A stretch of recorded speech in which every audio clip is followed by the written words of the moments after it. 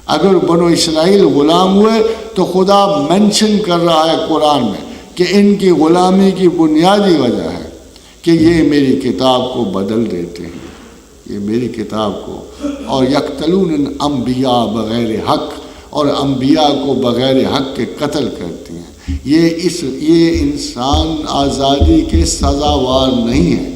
میں ان کو ضرور پھر قوم عالین کا غلام بناؤں گا تاکہ وہ عرصہ دیکھیں، ان کو سمجھ آئے کہ انسان اپنے جب اچھائی کے ساتھ خدا کے احکامات کو جب چیلنج کرتا ہے تو پھر دور زمان میں، وقت میں، اس زمانے میں ان کے ساتھ یہ ٹریٹمنٹ ہونی چاہیے۔ اور غازیوں حضرات، اگر آپ آگے دیکھیے تو آپ کو معلوم ہوتا ہے کہ ایک آنے والے دور میں جس کو ہم دیکھ رہے ہوتے ہیں کہ ایک بہت بڑا شیل شاک ہے، ایٹامک وار، اس کا فرسٹ ایفیکٹ ہم دیکھتے ہیں کہ انسان پورے کی پوری نسل انسان شیل شاک میں چلی جائے۔ اینڈ شیل شاک جو ہے obviously ایک ایسا شاک ہے جس میں سوچنے سمجھنے کی صلاحیتیں ختم ہو جائیں گی۔ Maybe one man retains a little wisdom, maybe one man retains a little mind، اور وہ اس پوری امت کو چلائے گا، لوگوں کو بھیڑ بکریوں کی طرح وہ ہانکے گا، ریوڑوں کی طرح انسان چلتے ہوں۔ اور یہ فرسٹ ایفیکٹ ہے ایک ایٹامک وار کا کسی بھی سوشل سیٹ اپ پر۔ سب سے بڑا ایفیکٹ یہ ہے کہ ان کے دماغ جو ہیں مفلوج ہو جائیں گے، اور چند ایک ذہین لوگ جو ہیں ان کو بالکل غلاموں کی طرح پرووائڈ کریں گے، ان سے محنت لیں گے، ان کی زندگی چلائیں گے۔ They need laws and Allah has given those laws how to treat these people۔ اس لیے خداوند کریم کی جو علم ہے وہ اول و آخر ہے، تمام سوشل سیٹ اپس میں ہے، اور اس کو یہ تانا نہیں دیا جا سکتا کہ جو کچھ اس نے بنایا ہے اس سے وہ بے خبر ہے۔ الا یعلم ما خلق، کیا ہمیں پتہ نہیں کہ ہم نے کیا تخلیق کیا ہے، ہم نے کیا بنایا ہے، کیا بنانا ہے۔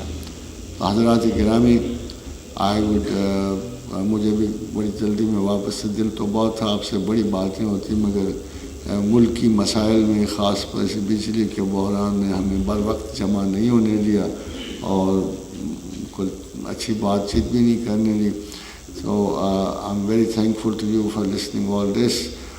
وما علینا الا البلاغ۔ خدا آپ کو ہمیں کسی بہتر نقطۂ نظر پہ جمع ہونے کی توفیق دے، اور کم از کم یہ ضرور کہوں گا کہ ہمیں اپنے مذہب سے شرمندگی سے بچائے۔ We need more intellectual capacity to understand the book of God۔ ہمارے پڑھنے والے، جو قرآن پڑھنے والے لوگ ہیں، ان کا حال یہ ہے جیسے کہ میٹروپلیٹ کو MSc کی فزکس کی کتاب پکڑا دیں تو اس نے کیا حاصل کرنا ہے۔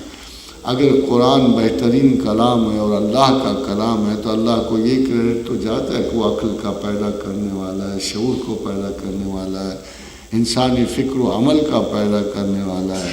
تو ایک انٹلیکچوئل عام چیئر جو ہے اسکالر، اس کو یہ نہیں کہہ سکتا کہ آئی نو بیٹر دین گاڈ۔ جو کچھ بھی ہے ہمارے عقلی حصار میں، خداوند کریم کے کو جاننے کے لیے پرہیپس ایک بہرحال میٹا فزکس سے آگے جاتی ہوئی عقل چاہیے ہوتی ہے۔ جب آپ دنیا کے مسائل کو اپنی عقل سے حل کرتے ہو تو خدا کے پر غور و فکر کرنے کے لیے شاید اس سے کہیں بہتر ایک عقل کی ضرورت ہوتی ہے، جو اگر ہمیں نصیب ہو اور ہماری ریفرنسز ٹھیک ہوں تو شاید اگر ہم اپنے آپ سے انصاف کریں تو ہم معاشرے سے بھی کریں، خدا سے بھی کریں۔ وما علینا الا البلاغ۔